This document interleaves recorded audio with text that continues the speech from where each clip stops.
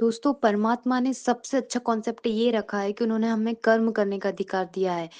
इसके पहले हम देखें कि चाहे हमने अच्छे कर्म किए हो या बुरे कर्म किए हैं, वो हटाकर सिर्फ कर्म करने का अधिकार सबको समान रूप से दिया है।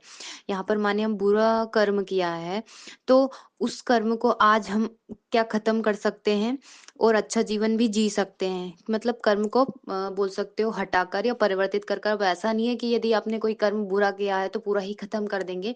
पर यदि आप अपने इष्ट आराध्य की कृपा के अंदर रहते हैं या कुछ ऐसा करते हैं जिसको लॉ ऑफ अट्रैक्शन बोलते हैं, तो आपकी ग्रहों की दशा के अनुसार कुछ परसेंट तो आपको मिलेगा जो कि भुगतना है। भले वो राजा क्यों हो ना, उसको भी उसके कर्म के अनुसार वो दंड तो मिलता है।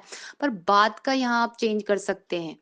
नमस्कार दोस्तों, मैं प्रज्ञा आपका हार्दिक स्वागत करती हूँ अपने प्रोग्राम में। दोस्तों, मेरा व्हाट्सअप नंबर है, यदि किसी को भी कुंडली से रिलेटेड जानकारी चाहिए, कुंडली बनवाना हो, तो आप इस पर संपर्क कर सकते हैं। इसके चार्जेस है।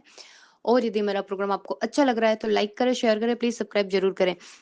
हम बात कर रहे हैं कि किस्मत की लकीरों को या ग्रहों की दशा को बदला जा सकता है। तो कर्म और आपकी चाहत यानी आकर्षण का सिद्धांत यहाँ काम करती है ये चीजें, और ये हमें मदद करता है हमारी प्रार्थना के ऊपर। मतलब हम हमारे इष्ट आराध्य से मांग सकते। कहते हैं ना कि जो कुएं की रस्सी होती है वो भी पत्थर पर निशान छोड़ देती है। तो क्या हम अपना भाग्य नहीं बदल सकते? तो यही है कि जो फिक्स है वो तो भुगतना ही है, उसके बाद तो अपना बेस्ट कर सकते हैं ना। तो आज हम बात कर रहे हैं केतु के बारे में। केतु ऐसा ग्रह कि जिसकी मतलब बोल सकते हो बॉडी बॉडी है, उसका सिर नहीं है। तो देखा जाए तो ये बहुत बेस्ट है। देने पे आए ना तो इतना दे कि रुके ही ना, क्योंकि उसको तो दिखाई नहीं दे रहा कि मुझे कितना देना है। तो कितना अच्छा है। यदि आप आध्यात्म को साथ में लेके चलते हैं तो ये चीज बहुत बेस्ट बोल सकते हो बन जाती है आपकी लाइफ में। हम केतु को पिछले जन्म से देखते हैं, मोक्ष से देख सकते हैं।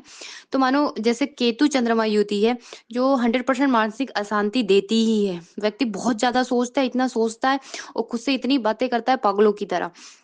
तो मतलब आज के युग में हम उस चीज को देखें तो यदि एक ही विषय पर ऐसा व्यक्ति रिसर्च कर ले या पकड़ ले तो उसमें कितना गहन जा सकता है, ये आप देख सकते हैं।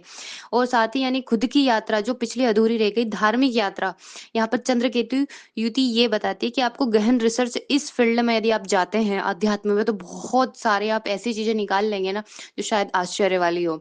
इसके बाद में हम देखें कि अधूरे कर्मों को हम दर्शाते हैं नवम भाव से, जो कि पितरों का होता है। यदि केतु नवम भाव में होता है तो वो धार्मिक कर्म जो हमारे अधूरे रह गए या हमारे पितरों ने कुछ मानो कबूल लिया हो या हमने कुछ कबूल लिया और अधूरा रह गया, तो उन कर्मों को यहाँ पर केतु दर्शाता है।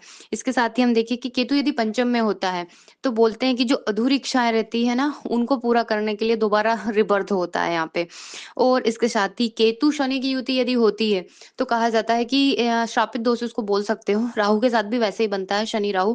पर केतु थोड़ा सा यह बहुत ज्यादा प्रॉब्लम देता है। केतु जब भी बीमारी देता है ना तो आप डॉक्टर के पास चक्कर लगाते लगाते थक जाएंगे पर आपकी बीमारी पकड़ में नहीं आएगी। कभी आपको कुछ हो रहा है, कभी आपको कुछ हो रहा है। ये हो सकता है केतु की महादशा में हो या केतु बोल सकते हैं कि प्रॉब्लम दे रहा है आपको। धन्यवाद दोस्तों।